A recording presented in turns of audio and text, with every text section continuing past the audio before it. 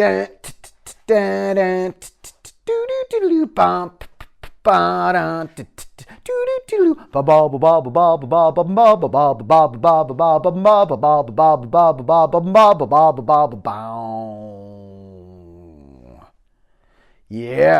I made it a little shorter this morning. Didn't do the intro quite as long. Maybe you'll appreciate that. I don't know. Or maybe you're like, what happened to my long intro? I love that song. How you doing?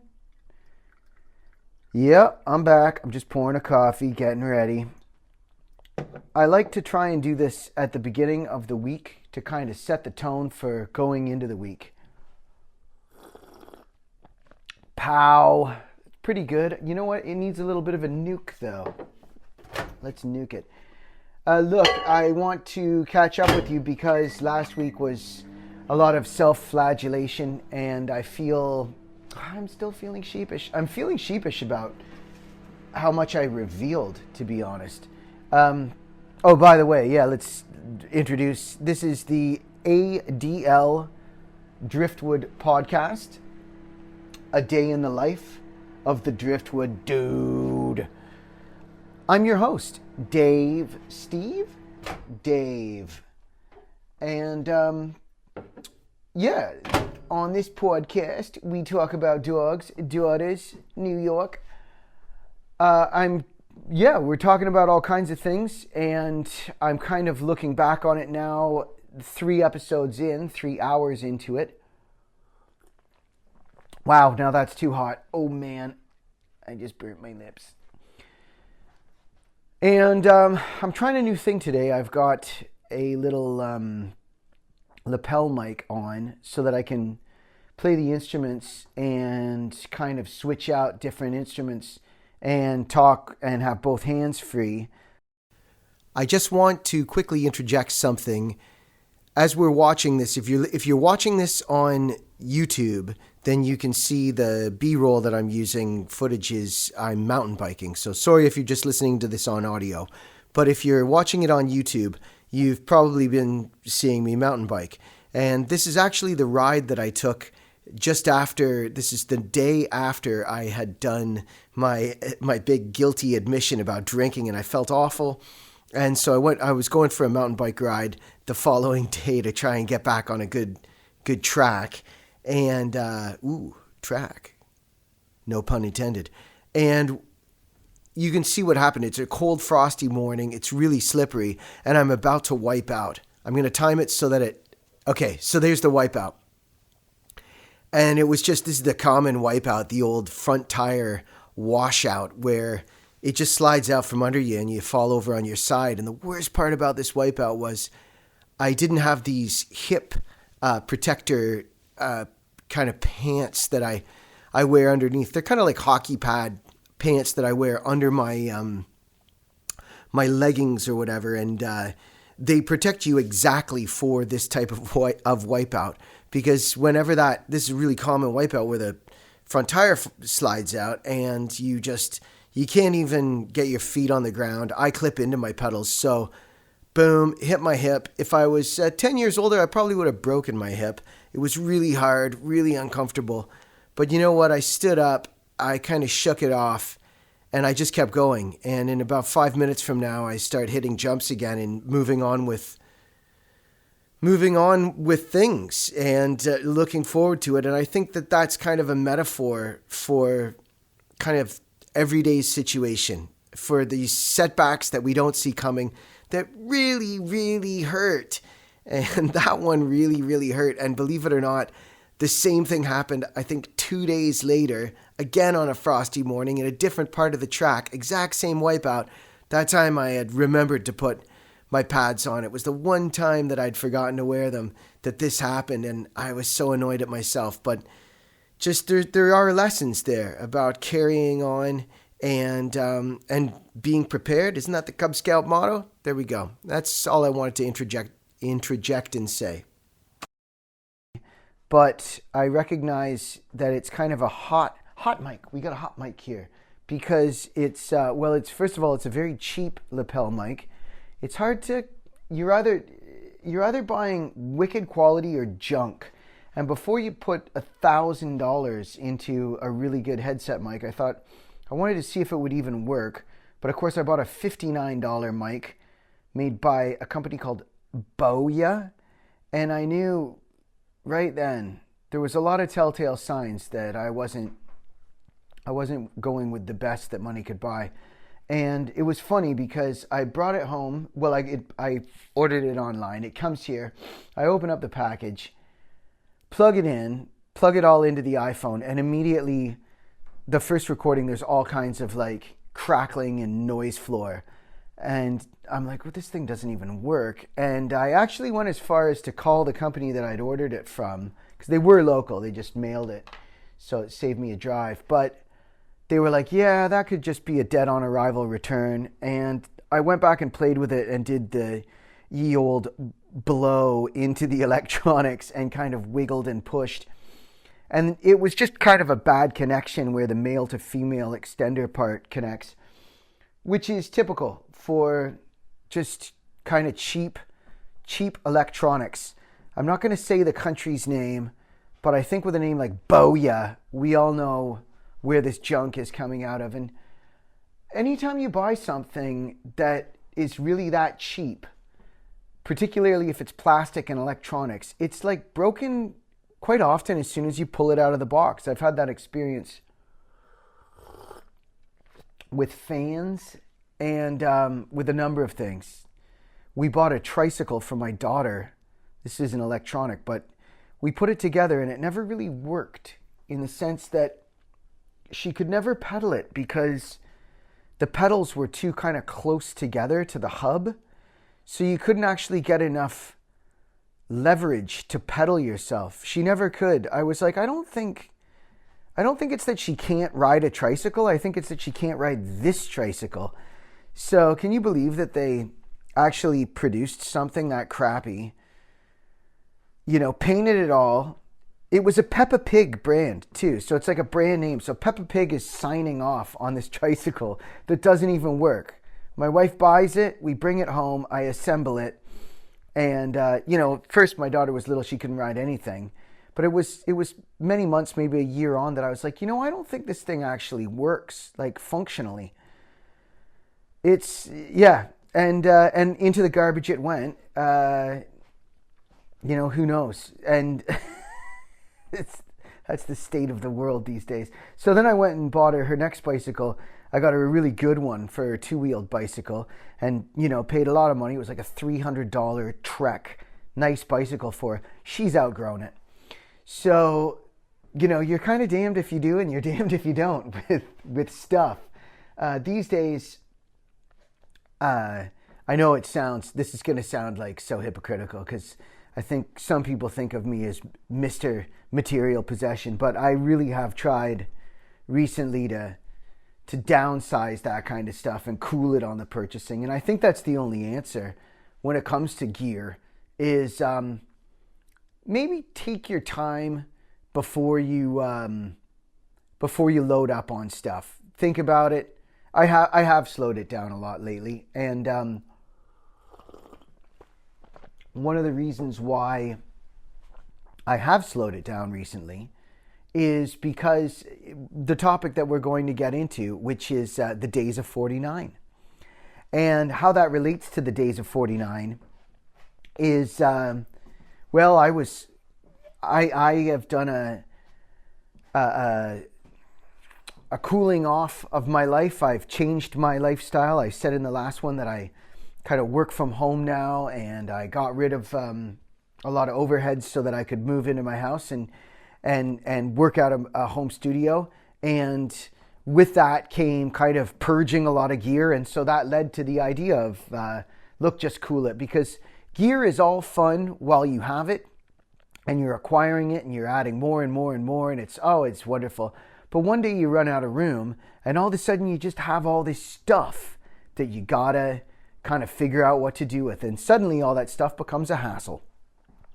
So yeah, easy on the purchasing of the cheap Peppa Pig tricycle. Let's move on.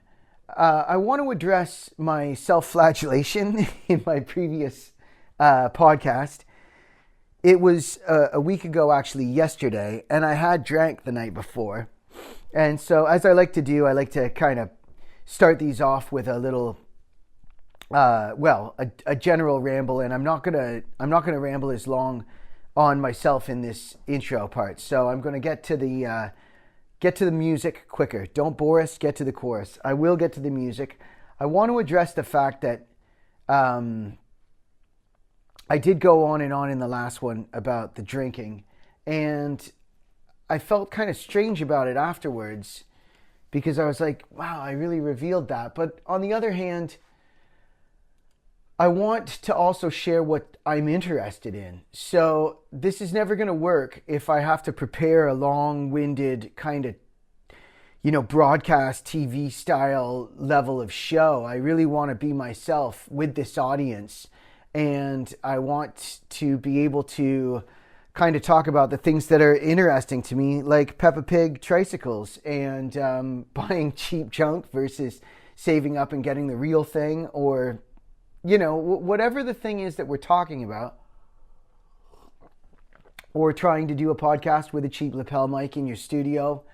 Who knows? I don't want to be encumbered by the idea that I have to hide behind a character and not be genuine, and I went around and around thinking, should I delete those episodes and just start over? But if I just start over every single time I kind of want to change or pivot direction, everything will just end up going in the garbage can, like the Peppa Pig tricycle, and never going online. So I figured I might as well just start. That's who I am. I didn't give away hugely personal information. These are all things that you could tell just by looking at my face. You can tell that I'm a white middle-aged guy who has a penchant for booze. We know these things about me. This is obvious. And I really want to just make this something that I enjoy doing so that I will continue doing it. And if I am free to talk about the things that are on my mind, I'll be more inclined to continue with it. So, that's kind of my a little last bit of self-flagellation from last week. And I've listened to other people much larger than myself who all kind of go down this road. And I'm getting my tips from the master Bill Burr, whom I've listened to since 2012 probably. I was listening to and like Bill Burr, he goes on about that stuff, about his fight with alcohol, and quite frankly, I thought he was more entertaining when he did indulge. He's been sober for 2 years, and he's gotten a lot more boring. And I was listening to Rob Lowe's podcast, and he had Oprah on there, and Oprah went straight into this story, personal, about let's just say something that happened to her when she was 9 years old. And I was like, whoa, Oprah. Right? Too much information, And she went on and on about it through the whole podcast with Rob Lowe. And I'm thinking, Oprah, can't you kind of regale us with some anecdotes about Hollywood? Like maybe there was a time when you were at a party and some A-level celebrity got drunk and threw his cell phone across the room, or maybe tell us how you became to be worth $1 billion. Like, do we have to keep going back to this horrible incident when you were 9 years old? And she insisted. You can look it up. It's on Rob Lowe's podcast called Literally with Oprah, and it was still quite good. And I think that people have found that what makes podcasts interesting and compelling, but which makes it compelling listening, is when you do share stuff about yourself very vulnerably, and I understand that, and I want to be open with an audience. On the other hand, though, sometimes when you do overshare, it can put people off as well. I listened to Mark Maron talking about a woman whom he was with. This is very recently, and she died suddenly. And he did a whole hour talking about her, and he was crying the whole time, and it was hard to listen to. It was too much. And I heard one where with Jay Moore. Jay Moore is the comedian who was on, if you know who he is, you know who he is. It's spelled Mohr, and he's brilliant and hilarious. His book about Saturday Night Live is the best thing I've ever read, and it's because it's so candid. The best Saturday Night Live book I've ever read. But then again, I was listening to his podcast based on how much I liked his book, and I was finding it great until he did one where he was crying in his car about how he'd fallen off the wagon and was on his way driving to an AA meeting, and he was doing the whole thing on his like car dash cam. That was it for me. So I guess in both of those ones, they overshared and it put me off. So I'm going to try not to overshare too much with my audience and make it dull. On the other hand, like I said, if I come into everything having done hours and hours of prep and I'm reading from a script and being a character, that's going to be no fun for me, and I'm going to give up on it a lot sooner. So there's where we're at. To give you a heads up, it was a long weekend. I've been pretty good. I've been exercising. So after my self-flagellation last Monday when I felt awful about drinking, I got a few good runs on the board. I hadn't drank all week. Thursday came along. A friend came over to visit. I told him to bring beers on the way. We got kind of drunk in the afternoon having a visit for the first time in ages. Now, there's those of you who are going to say, what the hell are you doing? Boozing in the middle of the afternoon. And there's going to be other people who say, nice move. And that depends on your age, where you are at life, and how committed you are to the whole booze thing. Because what happens is at a certain age, you realize that drinking late into the night is just a bad move. But if you still love to drink, there's this neat thing where you can get a buzz in the afternoon, then eat dinner and go to bed, and you kind of can escape hangover. So that's the one that I tried to do, and I kind of did it actually. And I tried to forget about all my self-flagellation and feeling awful about myself that had only occurred 4 days before. I was in my house. I didn't have to drive anywhere, and so he brought over the box, and we had a great conversation going, and I tried to squeeze a few of those babies down my neck before my family came home and I had to sober up and cook dinner. All right, full disclosure, I did that. Then kind of got back on track, but over the weekend, I had some kind of food poisoning. Whatever my son had it as well, because he's been, as they say down here, spewing. That is a puke. And with him, that's the only symptom, is just periodically he would just puke. and I got it. I just felt awful for a full 3 days. So I haven't had the urge to do anything other than tea and black coffee. So, that's where we're at. And look, it's a daily struggle. Everything, once you've developed bad habits and addictions, is a daily struggle, isn't it? And so we just carry on one day at a time. So we begin.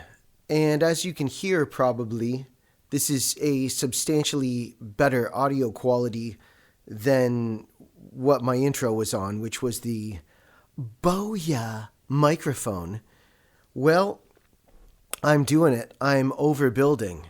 I have a running joke about how people are prone to overbuild everything. I would always see it with people trying to, say, build anything out of wood.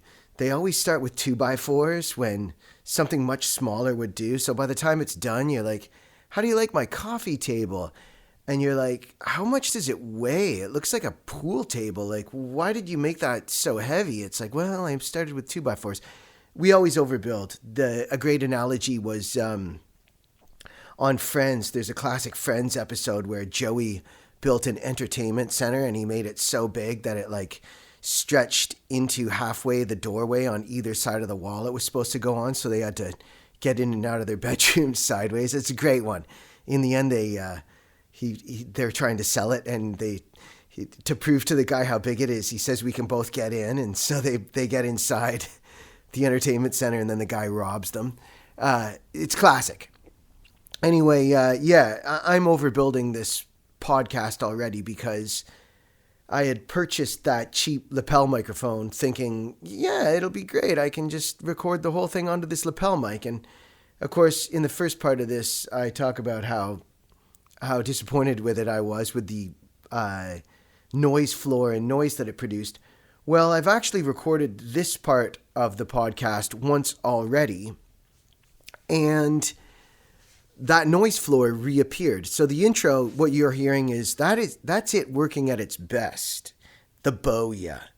And then it suddenly developed this noise, which I didn't notice until I'd recorded the whole thing, listened back to it, and was livid. So I've done it. I've now gotten out my vocal microphone, and we're recording into the computer. I'm no longer on the comforts of my iPhone. I don't think I'm going to do this for every show, but I'm going to give it a try. I'm learning as we go, and so this is me learning this process, giving it a shot, doing it this way. And I guess if anything, I'm going to learn, was it any harder or more difficult, and what do we gain from it? So let's continue on. I'm talking about the song "The Days of '49." And I would say by Bob Dylan, but Dylan didn't write it. It's a traditional, and I found a few sources on the internet that say it's a traditional. I found one that has a guy who wrote it. So anyway, I'm comparing the song "The Days of '49" with a song that's this one we know is by Gene Ritchie originally, but it came across my radar through Michelle Shocked, and it's called "The L&N Don't Stop Here Anymore." And the reason why I want to compare those two songs is they're both folk songs, they're traditionals. They've been covered by a number of different people over the years. Each time they're covered, they've changed the key of the song. The melody has changed. Not only has the key changed, actual chords changed. In Johnny Cash's version of L&N Don't Stop Here Anymore, he changes it from a minor to essentially a major key. And puts in a 5 turnaround that's not even there. I mean, he completely changes the song. And all I have for Days of '49 is the Dylan reference to the song, but I can see in the original lyrics that it is quite a bit different from Dylan's version. But that's what happens with folk songs. Is folk songs are called folk songs because they're for the folks. They're songs that were written. And I'm paraphrasing, I heard Pete Seeger, one of the great American folk song guys of all time. And you know, Pete Seeger said these songs were written to be listened to just a handful of people. That's all they were ever probably intended to be heard. That's all anyone would have ever thought they would have been heard. They would be passed down from person to person over generations, and they would change key, and they would be sung by women and sung by men. And speaking of which, the L&N Don't Stop Here Anymore, Gene Ritchie, who wrote it, is a woman, and I believe there's a line in it where she genders herself as a male, Daddy sat me down. It's right in the first line. Daddy sat me down on his knee, said, "Son, you go to school and learn your letters." So, but it was written by a woman, not unlike, House of the Rising Sun, written by a man. Well, me and Bobby McGee was written by Chris Christopherson and kind of sung from a girl's point of view and made famous by Janis Joplin. So there we go. These things can happen. The songs can. Sorry, thinking of going back to House of the Rising Sun. I mean, Eric Burdon is a man singing it from the perspective of a woman. I guess that's what I was thinking. Those are a lot of the similarities with those two folk songs, plus the fact that they're both in minor keys, and that they have a verse and a chorus that tends to it doesn't really change melody too much between the verse and the chorus, and keeps the same kind of meter. And of course, the biggest similarity in the lyrical content is that the Days of '49 is about the California gold rush of 1849. So it's about a time of prosperity and boom towns and this wild time of excess as East Coasters and people from the middle of America and all far-flung places, Canada and probably Mexico, were all rushing to Northern California to get rich with gold. And if you talk to New Zealanders, the same thing actually happened here right around the same time. People were coming from Asia and China, and that's apparently where a large part of the Chinese community in the South Island, it was all around Dunedin in the south, and man, it's cold down there. So really interesting history to think back that long ago when there would have been steamships and not really electric power anywhere. I mean, it was a completely different world. If you were transported there now, it would feel like a different planet. And these people made their way to all these rustic places to find gold to get their riches so that they would, never have to work again. And in many cases, the opposite happened. They lost limbs, they lost their life, they got sick. It took everything from them, this gold rush. And that's what I think makes the Wild West and the expansion into the West and the expansion into these new places so interesting to remember these times. And where I got all my information about this, I guess I'll give a quick shout out to a few of the books that I have read over time, because I can't remember which book I got it from, but there's 3 here on my Kindle. And so it's from one of them, I'm quite certain. It's either a book called, and I'll put links to these in the description of the video, and on the podcast, actually, on the audio, I can do it as well. American Nations, A History of the 11 Rival Regional Cultures of North America. This is a book that I am continually going over and over. I love it. And it's by Colin Woodard, that book. It's fantastic, and how regionally, all the way back to the founding of America and when people were populating the whole continent, ideologically, a lot of those beliefs have held from then until now. And it explains why, say, the Yankees up in the Northeast tend to have the same political values as people on the West Coast, and why Southerners, typically people in the South, are a bit more anti-government and are really big on freedom. And so, yeah, that book explains a lot. It's fantastic. And I can't remember, though, did my knowledge of the gold rush of 1849 come from that book or this one called White Trash, the 400-Year Untold History of Class in America by Nancy Eisenberg, which I also loved that book and is fascinating? Or was it A People's History of the United States by Howard Zinn? So it's one of those books. And at the risk of being mistaken for an intellectual, I do have to, again, give full disclosure that I don't actually read these books in the sense that like a normal person sits down and opens a book and reads them. First of all, they're on my Kindle, but I still cheat even harder than that. It's not an audio book, but what I do is a thing called text-to-speech. So I have an older Kindle. They took away this feature, and I actually had to, when my old Kindle like this died, I had to go on eBay and buy another one, a used one from someone, in order to get this feature. So what I do is put on what's called text-to-speech, and the book reads to me like this.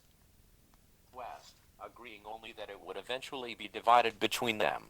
On their maps there was just an enormous mass of land called the Oregon Territory, which encompassed what is now British Columbia, Washington, Oregon, and Idaho. Prior to this, the struggle in the... Looks like they're talking about the West Coast right there. So yeah, I like to listen to it spoken to me by Microsoft Sam Voice. It's a weird thing. Some people say it's weird. You know what? It really helps me fall asleep. I put earbuds in that way and can fall asleep sometimes. And if not, you just get to lie there and have a fascinating tale told to you. And I'm not really big on fictional books. I like stuff like that, history or anthropology, actually. Okay, moving into the topic of the Days of 49 and the song itself. The oldest version I can find of it, just with a quick Google search here, and I didn't look really that hard, so if you were fascinated, you could dig in a lot deeper. Like I said, originally the song came across my radar from a 1970 album by Bob Dylan called Self-Portrait. And see, I always thought it was a Dylan original. All the characters in the song sound like Dylan characters. The way that he's got individual verses, and each verse tells a separate story. Just so much like Dylan, the way he presents Tangled Up in Blue and Desolation Row. It reeked of a Dylan song. And what's kind of ironic about that is, here's a Dylan song, or a song that Dylan's playing that you might think is an original, is actually a traditional cover. And then there's other songs that you think are traditionals you don't think Dylan wrote. Like, as I mentioned in a previous one, To Make You Feel My Love, Wagon Wheel, or You Ain't Going Nowhere. These songs, and even, his epic ones, The Times They Are A-Changin' or Blowin' in the Wind, they seem like they're older than Dylan. They seem like they've been around forever. You don't think that Dylan wrote them. But ironically, he did write those songs. However, he didn't write The Days of 49. So from this website called the Kloosterman Genealogy, with a K, Kloosterman, I don't know, and I'm not going to go through the whole thing. I just found that here it says traditional lyrics, and there's a version here by John A. Lomax, Cowboy Songs, maybe that's the name of the album, 1916. And looking over the lyrics, they're similar to Dylan's, but they are different. There's a verse here called There's Old Aunt Jess, that hard old cuss who never would repent. He never missed a single meal, nor never paid a cent. Why didn't Dylan use that? That's funny. Okay, so there's different lyrics, different versions, and much like a folk song, they get, passed down over the years, and, things change, and Dylan's infamous for changing his stuff. So I'm about to play the Dylan version, or a verse of it, on the Mando, and the reason why I chose the Mando for this is because, earlier I was saying about, in a previous episode, I was saying how the song You Ain't Going Nowhere is only 3 chords, and it's the first song that I always attempt when I jump on a new instrument I've never played before. Well, I actually am going to apologize in advance for my Mando playing because I'm really rough on the Mando, but I picked it up about 1.5 years ago and I've played it on and off, and this is the first time I've pulled it out of its case and tuned it up in ages, and you know what, I might keep it in circulation for a little while. So Days of 49 actually is one that I found kind of boring on guitar, but I was finding it kind of challenging and a good exercise on the Mando. So I'm going to give an attempt on the Mando. That's mandolin, by the way. I'm old Tom Moore from the Bummer Shore in the good old golden days. They call me a bummer and a gin sot too, but what cares I for praise? I wander around from town to town, just like a roving sign, and all the people say there goes Tom Moore in the days of 49. Come on, F chord, don't fail me. In the days of old, in the days of gold, how oftentimes I repine. In the days of old, when we dug up the gold, in the days of 49. Not bad. Try verse 2. My comrades, they all love me well, jolly saucy crew. A few hard cases I will recall, though they all were brave and true. Whatever the pinch, they never would flinch, they never would fret or whine. Like good old bricks, they stood the kicks in the days of 49. In the days of old, in the days of gold, how oftentimes I repine. In the days of old when they dug up the gold in the days of 49. The mic was a little bit hot on the vocals, but again, look, we're just trying to do this and get it out there, and it's early days, so it's early days of 49. So hopefully you're sticking with me because you find something interesting in this, and I do promise I'll try to improve as I go. I'm learning as I go, and I'm doing it all on the fly without, hopefully without making this, kind of some kind of epic, James Cameron-esque Avatar type project for myself. So if you're a fan of that song, I recommend the album. It's fantastic. Self-Portrait is, I think, a little gem of Dylan's albums as well. I love that album.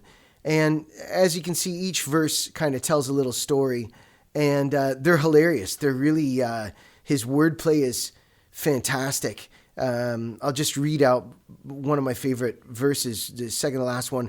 There was Ragshaw Bill from Buffalo, I never will forget. He would roar all day and roar all night, and I guess he's roaring yet. One day he fell in a prospect hole in a roaring bad design, and in that hole he roared out his soul in the days of 49. So as I said, they can lose their life there. They could lose limbs and eyes in fights, and fascinating to think about that time. And of course, it's about an epic boom time being told by a person who's now lived through that time, and they're living in poverty, and they're looking back on it, and kind of pining for those days when they used to be a big shot.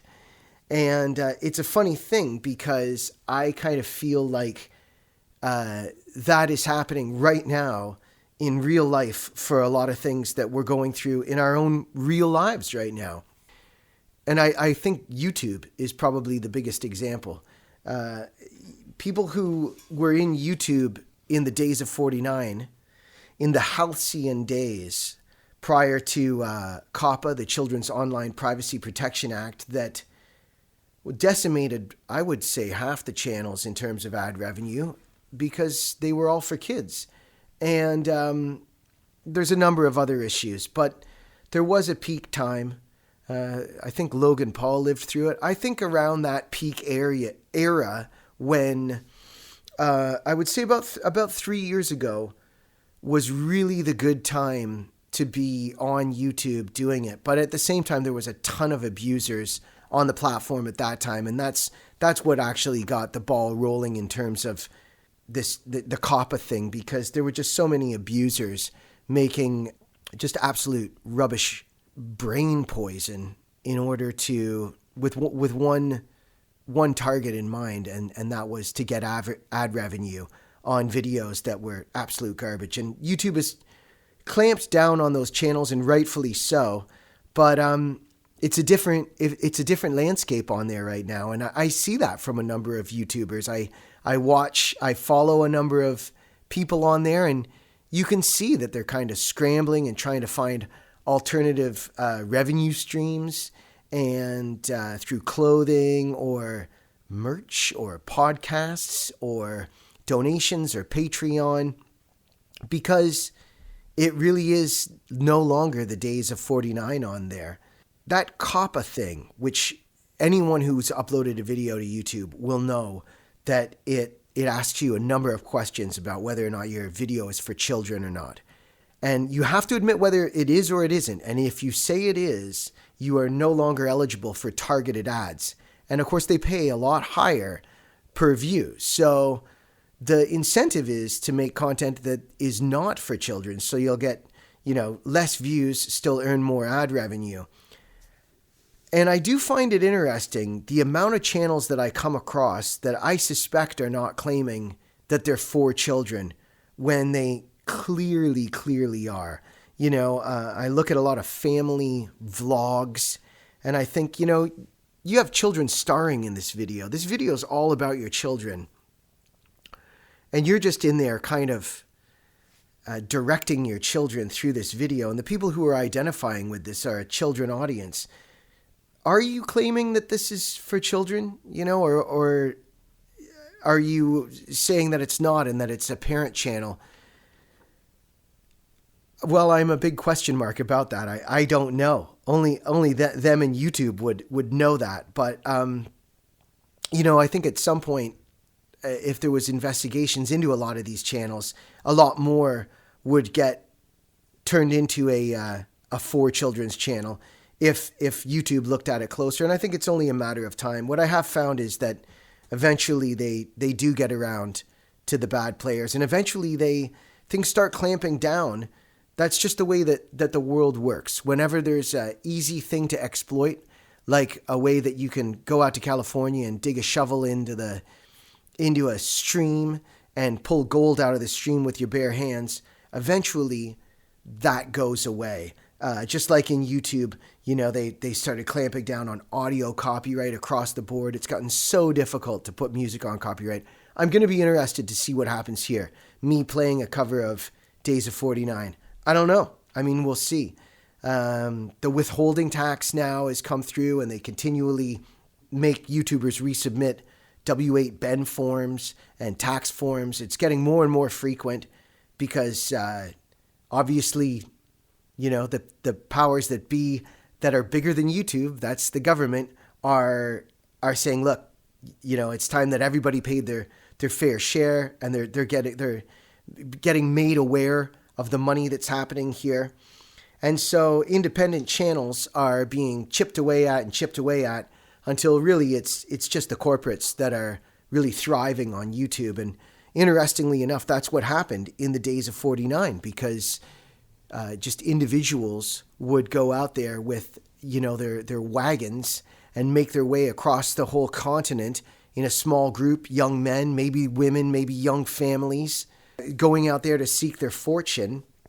But within a very short period of time, they'd scooped up all the easy gold, and after that it got really hard to make money from it, and you needed water and resources and water cannons and things, and suddenly it became only the corporations that could do it. And so, these individuals would look back on it, like in this song in the Days of 49, and kind of pine for those days of the easy money when there was this opportunity to get rich before different forces came from all directions and kind of clamped down on that possibility. So I'm going to switch gears now to a song about a different topic called The L&N Don't Stop Here Anymore. And that's about a train that used to go through a boom town, and I guess whatever the resources were that they were exploiting in that area are now gone, and so the train no longer stops there, and with it, the town has lost all its economy, all its income, and the kids, the fathers have no work, and they're even poorer than they ever were. That happened all throughout the States with oil and mines, and this is the early days of those resources when they found them all, and these boom towns would pop up, and then once the resources were exploited, they would disappear. This song, The L&N Don't Stop Here Anymore, was written by a woman named Jean Ritchie, who was a famous folk singer in around the 50s, I think. She played the dulcimer, and she preferred to play solo. And interestingly, when she wrote this song, she plays it in a completely different key. She plays it in A minor, and the melody's different too from the version that I know, which is Michelle Shocked. I became aware of this song many years ago. A friend picked up the guitar and started playing it for me, and I said, "What is that? That is amazing." And he said, "Oh, that's called The L&N Don't Stop Here Anymore by Michelle Shocked." Well, she was covering this old Jean Ritchie, but I thought Michelle Shocked took it in a completely different direction. And so, what I'm going to do is I'm going to play the Jean Ritchie melody first, just to show you the difference of how it's changed over time.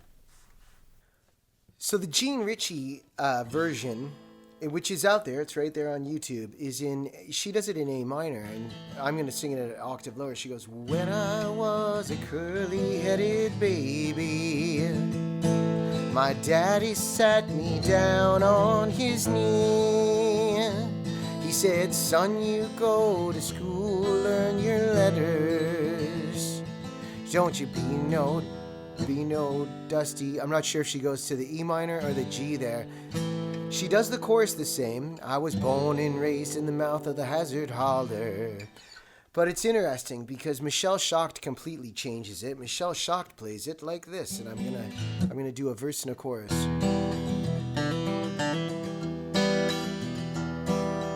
When I was a curly-headed baby,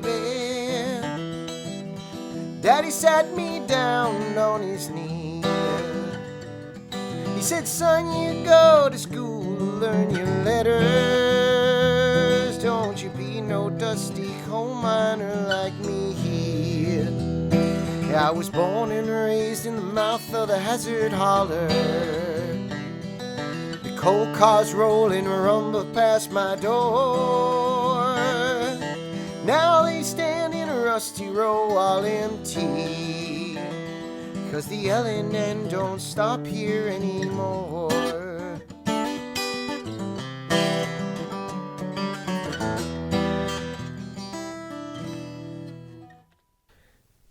So yeah, I highly recommend that song. I just adore it. I love the story that it tells. It's from the perspective of a small child who actually is pining for the days when the L&N used to come through there, because it seemed like his dad was rich and they had lots of money.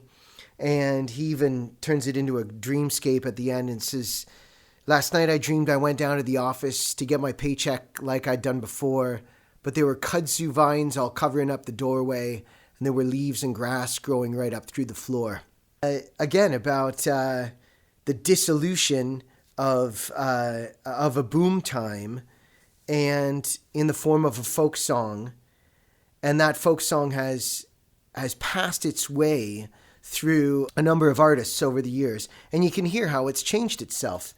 And that's what folk songs do. They mutate and they change until eventually, when they do finally become ubiquitous and everybody knows about it, quite often it isn't anywhere close to the same version that was originally written. I'm going to play you a quick example of that with the Johnny Cash version. So Johnny does it way down here in E. I think Johnny does everything in E, but he plays it also in a major, and he kind of does it like a 3-chord thing. When I was a curly-headed baby, my daddy sat me down on his knee. He said, boy, you go to school, learn your letters. Don't you be no dusty coal miner like me.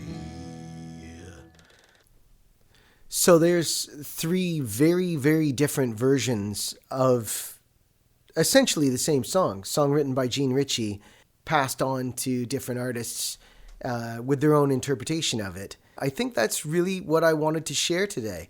I wanted to compare those songs with each other, how they move, how folk songs move through people and through generations, and compare it to now, how between YouTube and Bitcoin and the housing market, we're really seeing some ups and downs of our very own Days of 49. Now, it's worth mentioning with both those songs, they are both in minor keys. And I have said before that I think minor keys are a bit of a cheat code. I think that you get an easier, good-sounding song when you put it in a minor key. And it is more difficult to make a sincere, moving song in a major key. I find that to be a bigger challenge as a songwriter than to write a cool song in a minor key. I don't know why that is, but both of them get the kind of the minor key helping hand, the minor key cheat code. And speaking of the Michelle Schacht one, there are so many songs in that E minor vein that all kind of float around those few chords that sound awesome.